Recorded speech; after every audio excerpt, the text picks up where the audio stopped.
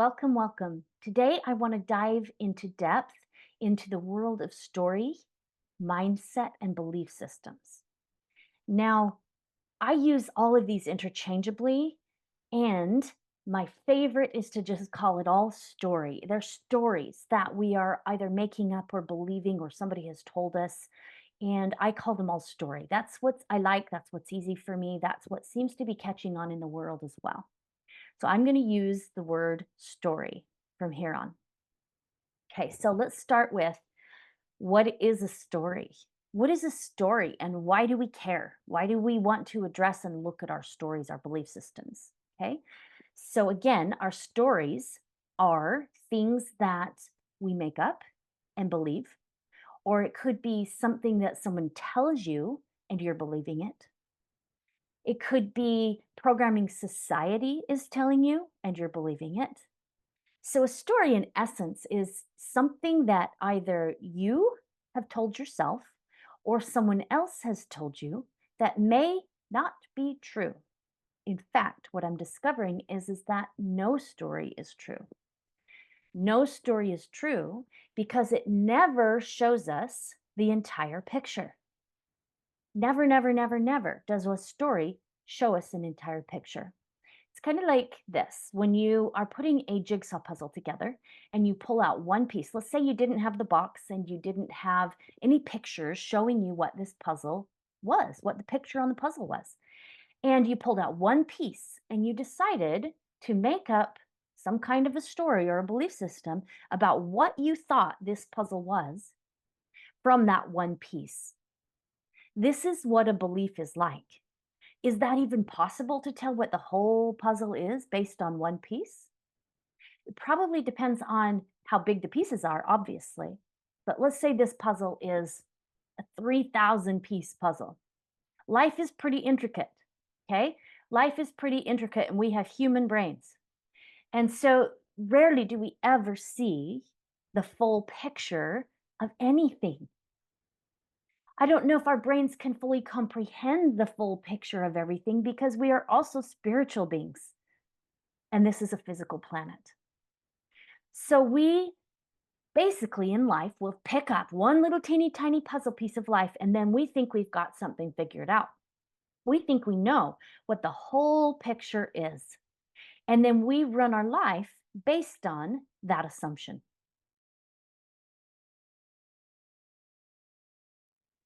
Okay, so I have this analogy around story that I really like, and that is as of a plant. Imagine that you have this plant in your garden, and I oftentimes will use weeds because they kind of are a better analogy, but you can do it with most any plant.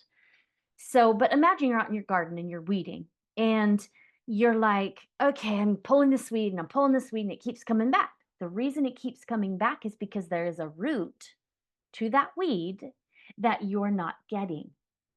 Okay, so the roots to our weeds in our life is in essence is our stories, the things we're believing, the things we're buying into. Okay. So now we have these stories and or these roots, and those roots are going to pop above the surface and they're going to form leaves. So the leaves in this analogy represent our emotion. So at the root of every emotion is a story. It's the root of emotion. Most emotion, not all emotion, most emotion has its roots in story. There are some pure, pure emotions that come with no story. And those emotions will be tied to the truth of our being. Okay. But that's not what this podcast is about. This one is specifically for the emotions that don't feel so good. Okay. So we have the roots, which are the stories. They produce the leaves, which are the emotions. And then from there, we oftentimes will take action that doesn't, well, if our emotion is uncomfortable and we're not conscious about moving through the emotion, we will oftentimes create action that produces the results. And I see the flowers as the results in our life. Okay.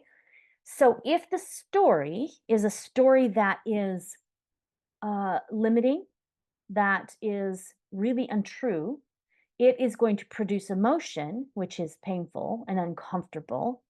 And that produces, well, if we take action from that, then that will produce results that turn into flowers that aren't very beautiful, or maybe they're unhealthy or sickly or what have you. Okay. Also, again, when you're out in your garden and you're pulling those weeds, and you can't get them. Let's say you're working with the emotion, you're working with the emotion, you're working with the emotion, and you still continue to recycle the emotion over and over and over again. It's because you have that emotion rooted in a belief that you haven't reached yet. And so it's important to get the root of that emotion if you want to be more in a power position with your emotion. If you don't want your actions and results to come from that emotion. Now, I'm in no way saying you want to get rid of your emotion. Emotion is actually, they're huge gifts. Emotions are huge gifts for us. And if we learn how to use them, then they don't produce results that are unwanted. Even if we have a story that's limiting, if we know how to move through emotion, we won't create the results that we're looking for. The challenge is that we are results that are unwanted.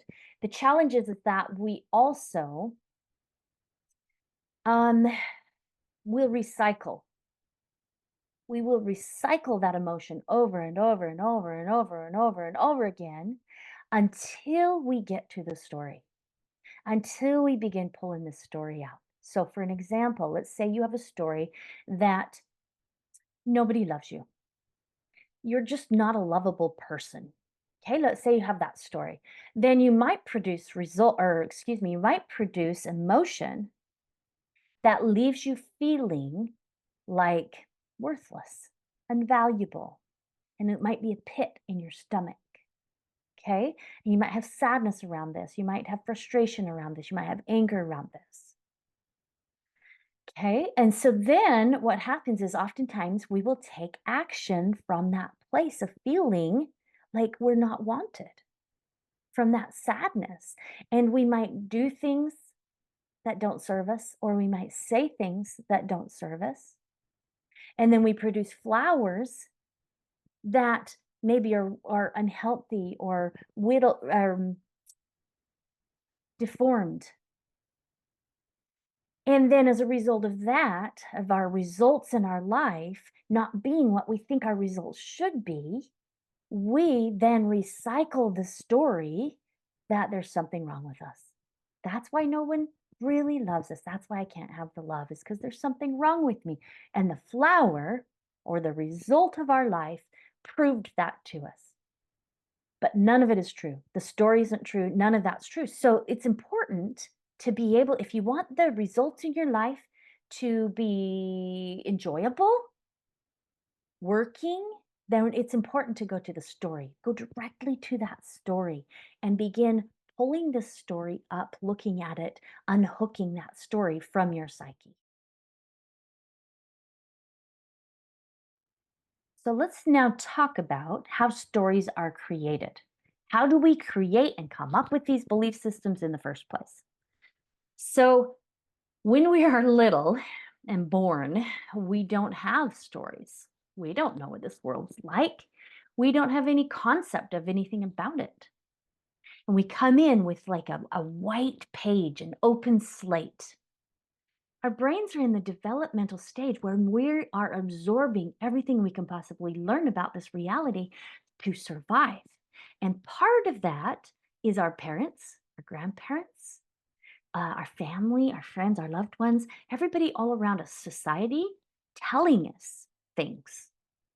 And and because we're in this open mental state of learning everything we can, these are some of the things we learn. And we take them in as if it is the gospel way to live, and we start believing them. And when we start believing them, that's when we start creating the emotions and taking the action that produces the results. So this is the essence of how stories are created. As we grow up, We continue to do the same thing unless we begin to learn the importance of challenging what we are told. Okay, now there's also times when we tell ourselves things that we then believe. That's probably not true. And this is oftentimes based on things that occur in our life, and we make stuff up. Oh, well, that person said blah, blah, blah. Therefore, that must mean that there's something not quite right with me, or maybe I didn't see that whole thing right, and maybe it means this. And then we go and we believe it. And when we believe it, we have now created another story for ourselves. And on top of that will be emotion and that whole process again.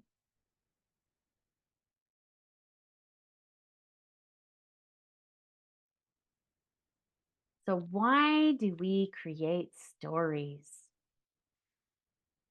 Humans are natural storytellers. In fact, it's been a part of our culture from the beginning for as long as I know. Before we even had the written word, we passed information through story. Story is a huge part of the culture of humankind. We love stories. We watch stories, we tell stories, we listen to stories, we enjoy story. Our whole life is a story. Everything about life is story. It's a part of who we are as human beings in this physical dimension, in stories. We love them.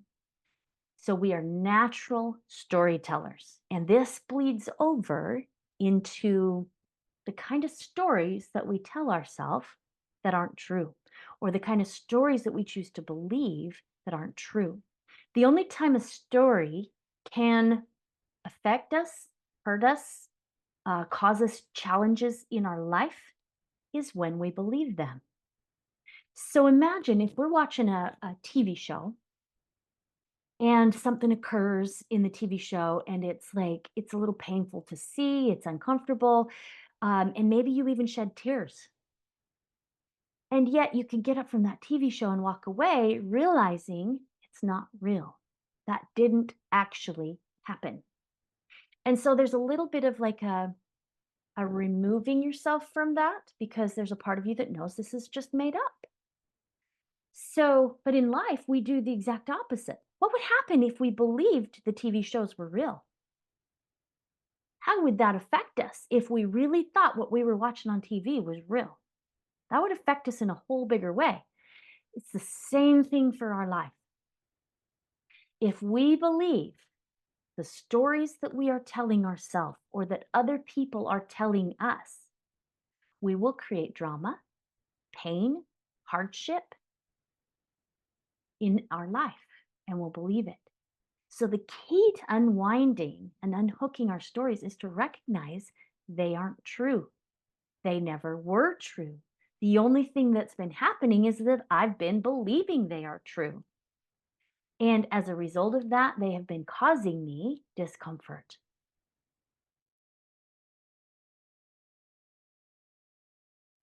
So I'm going to speak something now, and it's a pretty bold statement.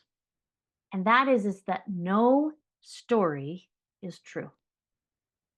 Nothing that we tell ourselves or that we believe is true. The reason being is it goes back to that puzzle piece. We cannot, as humans, see the full picture. We cannot see the full picture. Therefore, whatever story we're believing is only partially true, or it's completely untrue. So it's either completely untrue or it's only partially true, but we don't see the whole picture. Now, many years ago, I read a book. This was my first introduction to story work. And the book was called The Keys of Yeshua. And it was a channeled book by Glenda Green. She channels Yeshua. And in there was a chapter on stories. This was my very beginning understanding of what a story even was. This was many, many, many, many years ago. And in there, he said something that has stuck with me my entire ever since. And that is this. He says, I'm not inviting you to choose a better story on a higher stage. I'm inviting you to move beyond all story. Now, I'm paraphrasing, so that might not be the exact verbiage, but that's pretty close to it. He's inviting us to recognize and move beyond all story. So then I began studying story because I got interested and fascinated, and there were some parts of this that rang so true to my soul. And I started researching and looking into what's a story and how do I move beyond story. And I found who I feel like is the queen of story work, and that is Byron Katie. If you haven't gone and studied her work, I highly recommend it. She's amazing. So I studied her work for years and years and years and years, and she takes you and dives you into the world of story and has her own little processes of how to unwind those stories and move you beyond and all this stuff. Really love her work. And I learned a lot. I learned a lot on my journey, and I've been up and down and all over the place with it. And I've even taught that you should move from a limiting story to a positive story. Well, I don't believe that anymore. They're all story. They're all story. It's all story and it's all limiting if we believe it. So now we can have our preferences. We can even have ideas about things. We can even have like kind of beliefs, but we're not believing them. It's more like we're holding that idea loosely. We can hold the idea loosely, but the moment that we believe it is the moment we cause ourselves a limitation. So even the positive stories are limiting. All stories are limiting. So let's talk about this for a minute. We know often, well, most of us know that if we're believing something like life sucks, life's hard, maybe I'm not worthy, nobody loves me, everybody's an idiot. These are very limiting stories. This is what people call limiting stories. And we can see how it limits us because if we can't see that there are also good people and that I also have amazing things about me and I am lovable, right? If I can't see that part of me as well, then I have limited my ability to soar, to have an amazing life. Okay, but how is it that even positive stories are limiting? If I were to say, I'm a nice person or I am a wonderful person, then the moment that I show up not wonderful, what happens? I have the emotion, beat myself up. Ah, what? I'm supposed to be a wonderful, no, I'm a wonderful person. I'm a wonderful person. And I don't believe it. It's limiting. It's limiting because it's not the truth. Sometimes I'm not a wonderful person. I have the ability to be a complete asshole and a complete saint. I have that whole spectrum at my beck and call. And if I say I'm a wonderful person and I'm holding myself over here as a wonderful person, I can never go be the asshole when I need to be. Because sometimes life will call forth for you to be the asshole. Maybe you need to be the asshole sometimes. Okay, you want an example? What if you walk into a situation where a child is being abused, or an animal is being abused, or there's some abuse that is going on, but you're a wonderful person. Therefore, you don't take the action because what's needed in that moment is the asshole, the mean person, the person who's going to have the grit enough to walk up and say, stop it. This does not happen. And get in their face if needed, right? Now, this is one I talk about because this is one that has been challenging for me through my life. I've always had the desire or the belief that I was supposed to be wonderful and good all the time and nice and sweet and caring and loving. The truth is I am already those things. I was denying or limiting myself to a whole spectrum of sides of me that I needed to look at, that I need to have access to if I need to. If I am denying that, I don't have access to that. And I have limited myself. If, on the other hand, I recognize that I could be all of it, that I could be the asshole and the saint, now I am full choice to choose however it is that I actually want to show up, however it is that I actually feel inspired to show up. Now, yes, people could take this and they could go, well, I'm just going to accept that I'm the asshole. That's just as limiting. We are not one and we are not the other. We are a wholeness of all of it. We are more than we could ever comprehend in this physical dimension. We are way, way, way, way, way more than we could ever comprehend in this physical dimension. The brain cannot understand all of it. It can't see it, it can't understand it all. Now, we can experience who we are. We can experience the depth of our being. But the moment we try to put words to it is the moment that we bring it into the realm of story and mind, and it limits it automatically. Even me sitting here talking, telling you about this, is bringing the truth of who we actually are more to a surface level and into the realm of story where it's not fully true. I fully get this. And so I'm doing the very best that I can to point to how to hold and be with yourself so that you don't stop your success, your connection to the world of all possibilities, so that you stay as open as possible to the truth of your being so that you can have an experience of that. Because I promise the truth of your being is delicious, delicious. And it is not story. It is not, oh, I am a wonderful person, or oh, I am an enlightened being, or oh, I am everything. Even that one doesn't tell it. Even that one is a story. Even that one is limiting. Even I am oneness. I am everything. I am all of it. All of that still brings it to the world of story. It still brings it to the mind. And the mind is the world of story.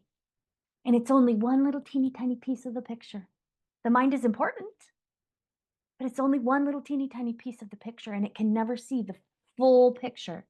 You can experience the full picture, but you cannot speak the full picture, put words to the full picture, because you're only able to share in this physical dimension one little teeny tiny piece, or maybe 5 little teeny tiny pieces.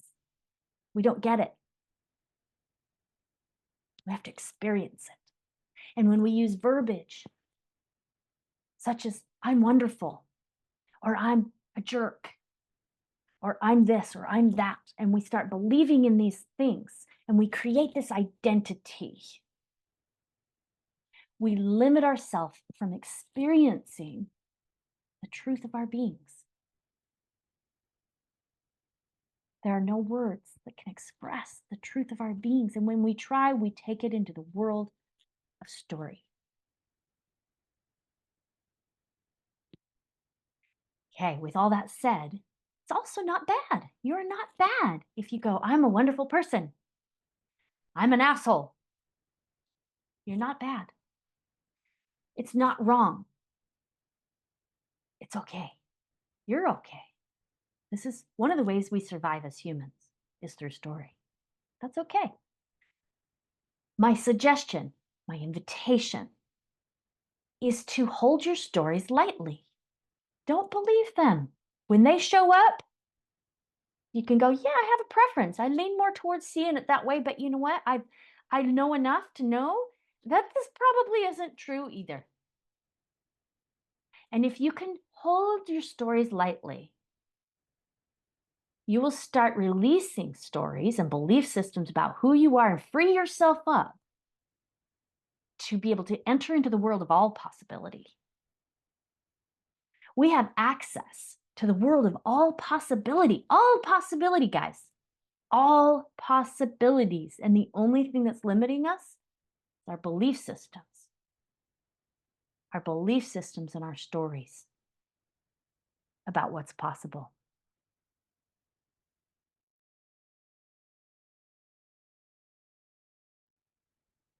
So, what does it take to unhook and unwind a story?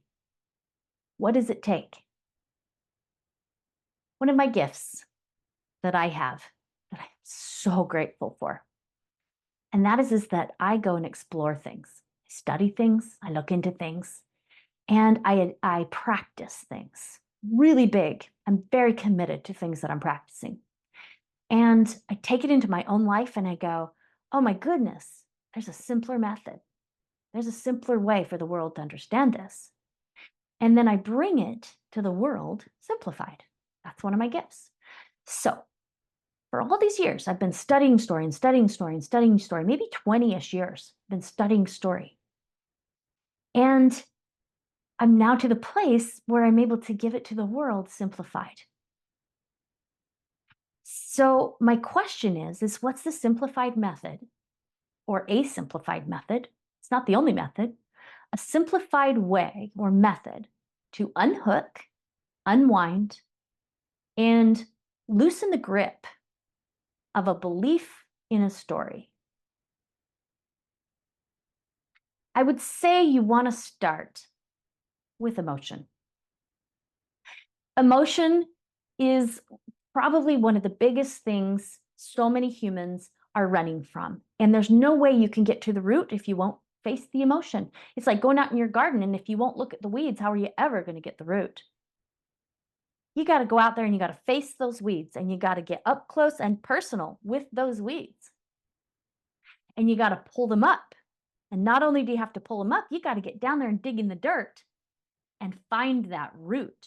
And when you pull that root up, that's when the problem is going to be taken care of.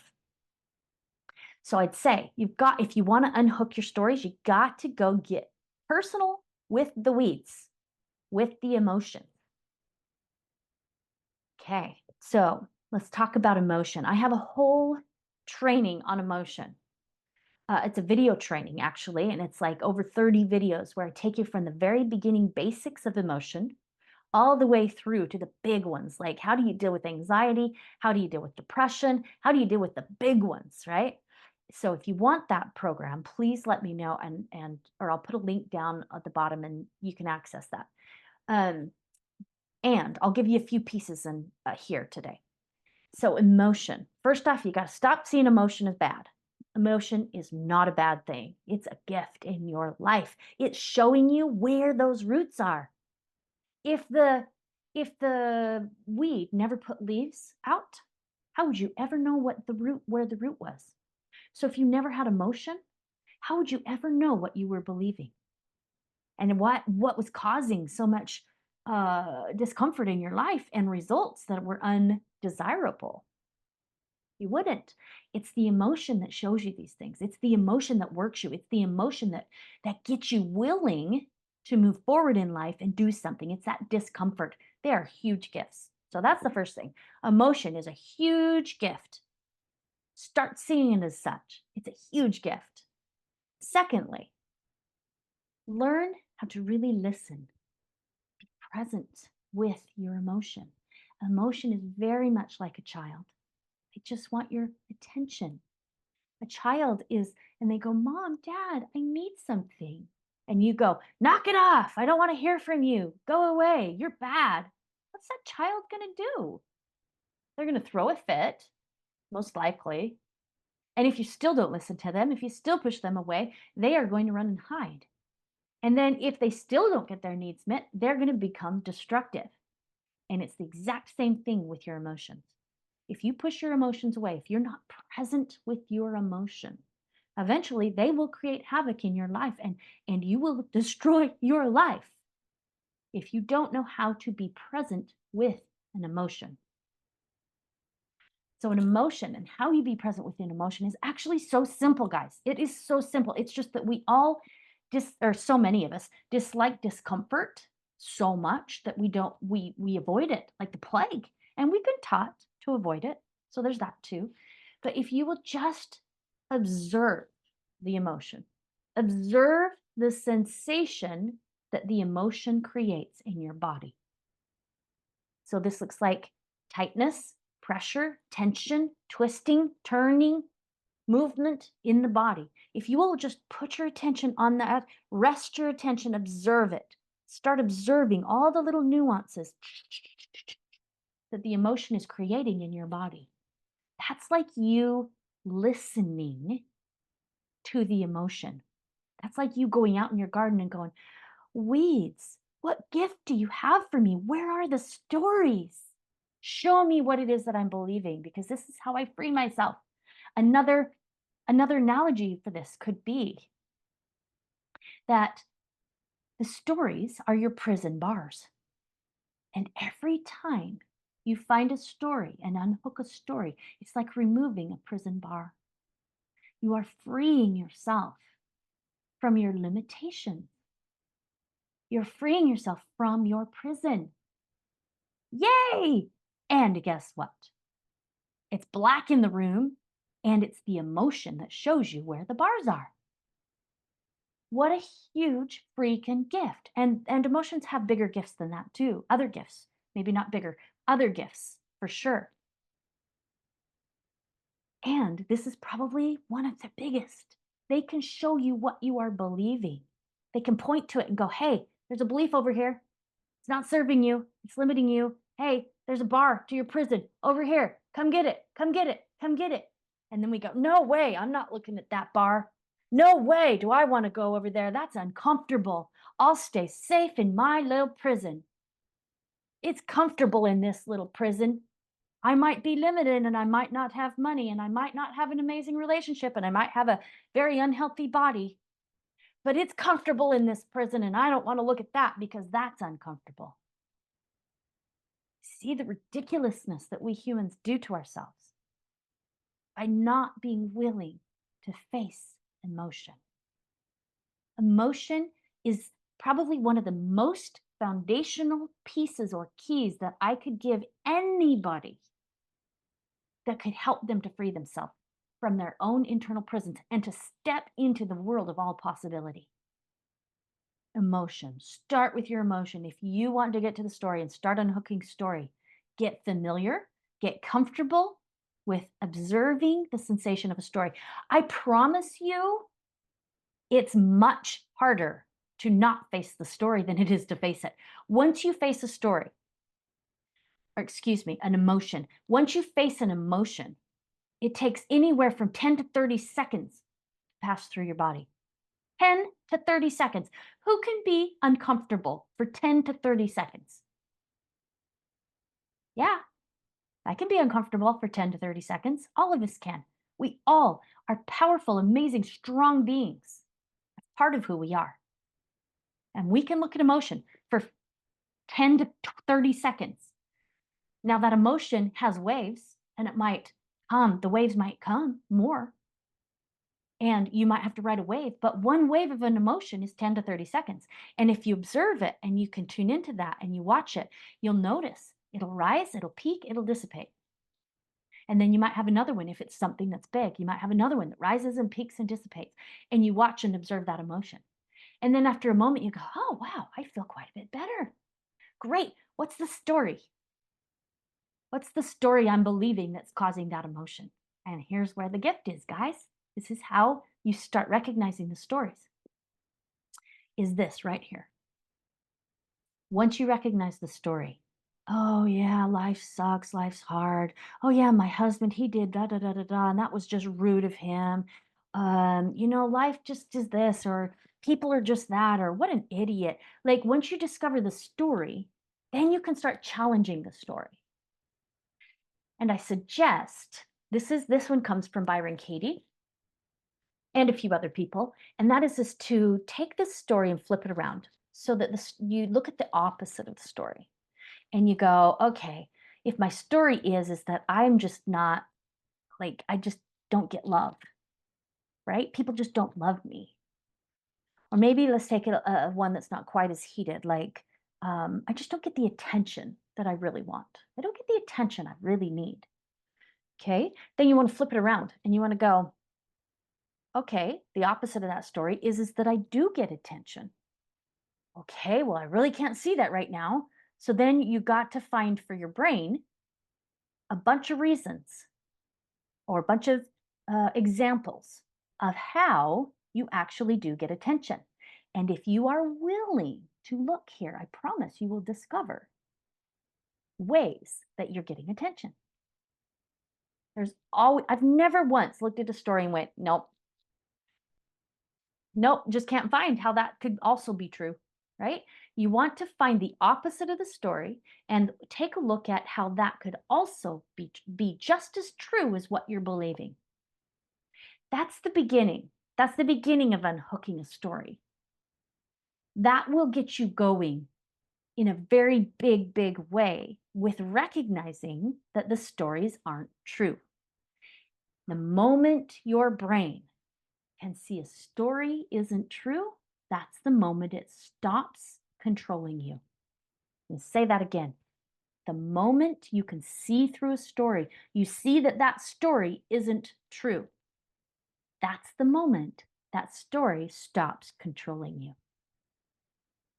So if you can flip the story around, find the opposite of your story, and you can see that as just as true and sometimes more true than what you're believing, then you'll start to question all stories. And when you start questioning all stories, you start to see through them. You start to see to the other side and you go, oh my goodness, everything I'm believing isn't true. Holy cow, now what? And when you get to that place, it takes a minute sometimes, depending on who you are and how much work you've done and how okay you are with your emotion. But when you get to that place where you go, none of my stories are true, nothing I am believing is true, that's when you can step out of your prison. You can step out of your prison that you have created for yourself by the beliefs that you've believed. You can step out of that by recognizing none of them are true. None of them are true. Now, when you're unwinding story, it's also extremely beneficial to give yourself compassion, love, acceptance, and really be your own ally.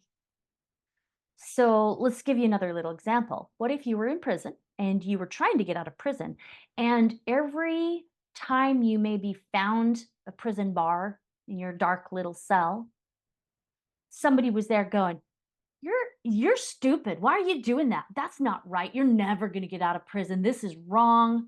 How could you even think that you could ever free yourself? How much success do you imagine you would have getting yourself out of prison? Now, the real kicker is that person is oftentimes you. We do this to ourselves. And this is one of the biggest ways we sabotage is by not having the compassion, the love, the connection for ourselves, being our own ally. You got this. You can do this. I love you. I see you. I'm here. I'm here. I'm not going to leave you. I am here for you. And when we can show it this way, we can actually learn, grow, expand, whatever you want to call it. We can actually make the progress we're looking for. We don't learn in an environment that is abusive. We don't expand, we don't learn, we don't grow, we don't have access to all the tools we need. When we're in an abusive environment, even if that environment is an abusive one that we have created to ourselves, we go to fight or flight. we're trying to survive it. And when we go to fight or flight, we come up to the survival parts of our brain, or excuse me, it's just the opposite. We go to the survival animalistic part of our brain, and we can't access the frontal lobes, which is where our creativity is and our ability to rest and relax and enjoy and come up with new solutions and expand and grow and learn. That's where we want to be. Now, our animalistic brain isn't bad. It's there for a purpose. It's there to get us out of fights, to get us out of danger, to support us to move forward in life. It's perfect just the way it is. But if we're living there all the time because we're going, you're a rotten SOB, you're horrible. Why are you doing that? You can't do that. We're going to stay back here in our animal fight or flight, and we're never going to be able to release ourselves out of prison. So it's vitally important to add the component of self-love. Okay, so if you want to free yourself from prison, again, the 3 things you're going to want to do: face your emotion, challenge the story so you don't believe it anymore, so you can see the lie that it is. And 3, be a compassionate, loving space for yourself while you learn and grow and move through this. Those 3 components together will help you to be able to step out of prison, this prison of our mind, to unwind our stories, to unhook them. So I'm going to leave you with a question. Is it possible to move beyond all story, to be free of that prison completely and entirely? Is this possible? And instead of, as Yeshua was saying in his book with Glenda Green, not inviting you to a better story on a higher stage, I'm inviting you to move beyond all story. All story. Who wants to only partially get out of prison? Who wants to get out of one prison to find themselves in a bigger prison? Not me. I want to be out of all prison. I want to be completely free. Completely and entirely free. So is it possible? Now, I love to leave questions open-ended. I don't like to always answer my questions. And the reason being is when I ask an open-ended question, everything in my psyche, everything in the energy around me, in the universe, the whole universe conspires to answer that question for me. And oftentimes that answer is way better than what I could have answered it, because I will oftentimes answer it with my own stories. So if I can stay open, then maybe I will get to see and experience the truth of it, not what I'm making up.